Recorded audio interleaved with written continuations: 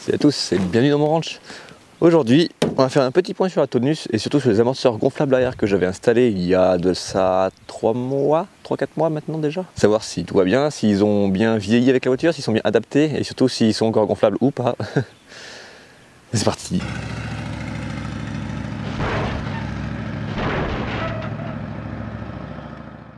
J'avais installé à l'arrière des amortisseurs gonflables de Oldsmobile Delta. Donc c'était la Oldsmobile Delta rose diesel que j'avais il y a un petit moment, que j'ai réussi à retrouver probablement d'ailleurs.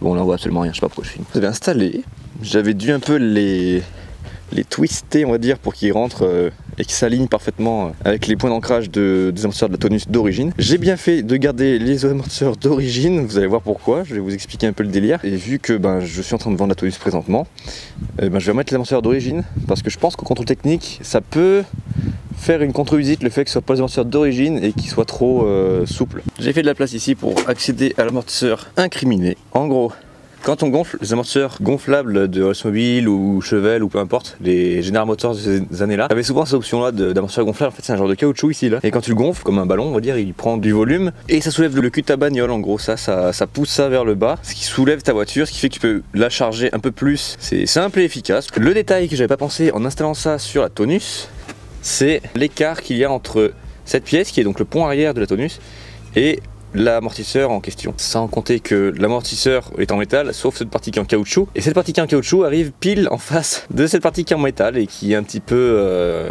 légèrement rapprochée, on va dire. Donc là, il y a quand même un écart, hein. Je passe mon pouce en largeur. Ce qui s'est passé, c'est que donc en revenant d'un rassemblement avec des amis, donc, on était chargés à l'arrière, ils étaient montés derrière, donc je les ai gonflés, et en fait en faisant de la route gonflée, je me suis rendu compte, parce que ça s'est dégonflé pendant que je roulais, que en fait ça frotte. Quand on regarde de près ici, on voit que le métal est bien propre ici, donc il a frotté contre le caoutchouc, c'est ce qu'il a un peu nettoyé, on va dire. Et on voit aussi que mon caoutchouc, alors là c'est vachement sombre, je sais pas si on va voir, mais bon, en gros il est déchiré quoi. Ça a frotté en fait là-dessus tout le long de la route, et au bout d'un moment ça a fait la bosse de trop qui a carrément percé le caoutchouc, et j'ai senti le cul de la voiture descendre tranquillement. Donc j'ai investigué, j'ai vu ça, je me suis dit fait chier, j'ai compris mon erreur. En fait j'aurais dû mettre une entretoise ici pour faire en sorte que l'amortisseur soit un peu plus décalé là. La vis est longue, j'aurais pu jouer un petit peu et prendre un peu plus de marge. Je sais pas si la marge aurait été suffisante, mais ça reste que ça aurait pu éviter ça. Petit problème bête auquel j'avais absolument pas pensé, honnêtement. Je suis un peu dégoûté, mais bon, c'est la vie, c'est pas grave. De toute façon, c'est des amortisseurs d'occasion que j'avais récupérés. Les caoutchoucs en bas, ils sont complètement noirs, ça se voit, regarde, ils bavent de partout, ils sont tout craqués. Donc c'est pas grave, c'était une expérience sympa le temps que ça a duré. Et donc là, maintenant, on va les enlever et remettre ceux d'origine. Ok, alors c'est bon, j'ai enlevé l'amortisseur. On voit peut-être un petit peu mieux ici, ouais, que ça a frotté là. Un peu ici, même sur la ligne de frein, donc ça aurait pu être bien plus grave que ça. Bon, même si avant que le caoutchouc lime le métal ici, ça m'aurait étonné que ce soit le métal qui perde face au caoutchouc. Mais bon, ça reste que voilà, hein, ça aurait pu faire pire que ce que ça a fait. Voici le caoutchouc, on voit bien que ça a frotté tout là. On voit qu'ici, ouais, les caoutchoucs étaient complètement nazes, hein, de toute façon. Je savais, hein, quand j'avais démonté et fait l'installation, j'avais bien vu qu'ils étaient déjà morts. Mais bon, j'avais envie de tester mon délire. Ça a fonctionné, le temps que ça a fonctionné. Là, ceux-là aussi, ils sont morts de caoutchouc. Et je vais les filer quand même avec la caisse, hein, mais honnêtement, il n'y a pas grand-chose qu'on peut en tirer, je pense, de ce truc-là. L'autre est encore bon. Donc ça peut faire un vérin gonflable pour je ne sais quoi, pour faire de la carrosserie, peut-être pour redresser un longeron, c'est rien. J'ai mon père fait ça une fois avec un vérin hydraulique, on avait redressé le longeron d'une Ford Fiesta. Enfin bref, donc on va enlever ceux de la Oldsmobile, on va remettre ceux d'origine de la tonus, donc ceux-là qui sont bien plus tape-cul, mais prévus pour le chargement. Ceux-là ils sont passés au contrôle technique la première fois, donc je me dis que là la deuxième fois ça devrait passer, ils sont encore bons. Réinstallation de l'amortisseur d'origine finie. En vrai, quand j'installais les autres amortisseurs, j'étais passé par dessous la voiture, je m'étais bien fait chier. Enfin, bien fait chier. En vrai ça allait, mais je me rends compte que en enlevant une roue et en mettant la voiture en l'air comme ça, c'est tellement plus facile d'accès comme ça en fait. Ça valait le coup de tout redémonter pour apprendre que c'est plus facile en passant par là. Et alors, si je fais le levier comme ça, ça devrait bouger. Voilà, ça bouge. Voilà. Et on voit de ce côté là aussi que ça a frotté. Donc l'amortisseur de ce côté là, ah ouais. On voit qu'il a frotté. Je vois la ficelle qui est à l'intérieur du caoutchouc. Il n'est pas percé encore, mais il n'était pas loin non plus. Et là on voit que le métal pareil, ça a frotté. Donc elle frottait sur les lignes de frein. Ça a frotté là ici au niveau du support là, de la butée là. Il y a un petit moment de ça, quelqu'un dans les commentaires avait dit qu'il voulait que je filme les imprévus qui m'arrivent, qui me tombent sur la gueule et que je suis en mode ah merde, c'était pas prévu. Là on a un bon exemple. Alors c'est complètement con, hein, mais j'ai enlevé le cric d'en dessous le différentiel pour finir d'enlever l'ancien amortisseur. Donc là j'ai commencé à mettre le nouveau et j'ai le ressort qui a sauté de son emplacement. Donc j'ai la chance qu'il m'a pas sauté à la gueule, il est fixé ici, donc il a pas bougé, mais ça m'a juste fait un gros arrêt cardiaque pendant un petit moment. Et là maintenant, il va falloir que je m'amuse à remettre ça à son emplacement qui est là. Sauf que le machin il est quand même vachement costaud. Donc il va falloir que j'improvise un truc, parce que là j'ai comme d'hab pas beaucoup d'outils. Il va falloir que je me démerde à remettre ça en place, que je le remonte pour pas qu'il rebouge, le temps de finir de remettre l'amortisseur. Alors je me suis dit je vais faire comment? J'ai de la chance, j'ai une sangle qui traîne. Alors je pense que je vais faire passer la sangle là-dedans, plus loin là-bas, en bas du châssis, il y a un trou là, que je vais faire passer là-dedans.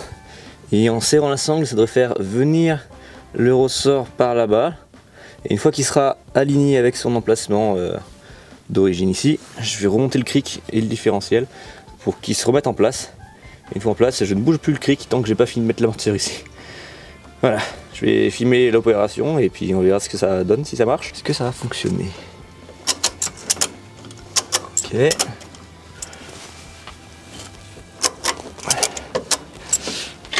Je suis descendu au max lui. Ah non, voilà. Mieux. Une autre sangle pour tendre le ressort. Et j'en ai une dans le coffre. Ok, maintenant on a cette sangle ici là. Voilà. Voilà, ça c'est cool.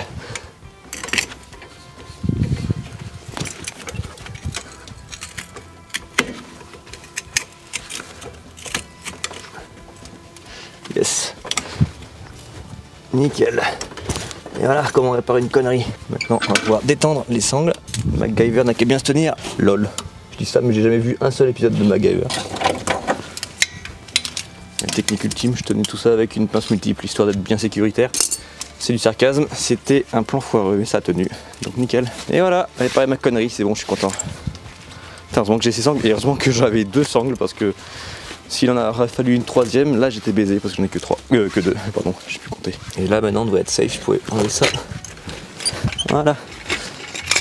Plus qu'à serrer les boulons et puis remettre la roue et on a fini les conneries. Les 2 amortisseurs gonflables enlevés. Donc là on voit côté conducteur la ficelle qui commençait à être visible. Ça a bien frotté aussi, hein, mine de rien. Et côté passager, le côté qui a donc fini par percer. On voit vraiment que même la ficelle a été déchiquetée. Donc bon, fait chier. C'est la vie, c'est comme ça qu'on apprend. Hein. Fait des erreurs. Le concept était quand même pas mal. Un amortisseur gonflable sur un break, c'était quand même bien pratique. Autant pour l'esthétique, pour lever le cul qui était sympa, ça faisait un petit peu de dragster, que pour côté pratique, quand tu le charges, tu regonfles et puis au moins t'as pas les pneus qui viennent frotter dans les ailes arrière. Après dans tous les cas je sais que ça existe des amortisseurs gonflables pour Ford Taunus, j'ai trouvé ça sur le site Motomobile et quand j'ai vu le prix je me suis dit on va adapter quelque chose, hein. On va bricoler un truc et on verra. Bon voilà, c'est tout pour la vidéo du jour, on a changé d'amortisseur, tout va bien, c'est de nouveau tape-cul comme avant, bon c'est moins confortable mais ça fonctionne. J'espère que cette petite vidéo vous aura plu, j'ai bien envie de vous dire quelques news au niveau du projet en question, le projet de remplacement de la Taunus. Il s'agit bien d'une voiture, effectivement. Donc pour ceux qui avaient deviné, qui pensaient que c'était une voiture, etc., effectivement c'est bien ça. Pour le moment, ce projet-là est en stand-by. Tant que la Taunus n'est pas vendue, il ne pourra pas avancer. C'est un ami qui me propose ce projet. Le projet en question, c'est une vraie voiture américaine avec un vrai V8. Je vous en dirai pas plus, je ne vous dirai toujours pas c'est quoi le modèle. Je vais vous laisser encore un peu réfléchir là-dessus. C'est un indice quand même, pour pas que vous cherchiez trop longtemps. Une voiture qui appartient à Ford Motor Company. Alors ça peut être du Ford, ça peut être du Lincoln, ça peut être Mercury, ça peut être pourquoi pas Edsel aussi. Ça appartient à Ford Motor Company. Je vous laisse deviner la marque et le modèle. Le modèle ça va pas être facile mais voilà. Je vous en dirai plus à la prochaine vidéo. Je vais tout doucement lâcher des petits indices. Toujours est-il que c'est pas non plus sûr à 100% que ça se fasse. Encore une fois, il faut d'abord réussir à vendre la Taunus. Prochaine vidéo, sûrement peut-être Urbex. Un autre endroit que j'aimerais vous présenter qui est sympa. Ça sera sûrement l'un des derniers Urbex que je vais faire d'ailleurs parce que c'est l'un des derniers que je connais qui est un peu dans ce thème-là, thème véhicule on va dire. Je vous dis à plus, à bientôt peut-être sur Twitch. Je suis toujours sur Twitch. Les mardis, jeudis et dimanches soir de 20h à 22h. Et je vous dis à dans 2 semaines pour une prochaine vidéo. Et bonne année 2024 aussi parce que je l'ai pas dit en début de vidéo, je suis un sauvage. Bonne année 2024 et à la prochaine.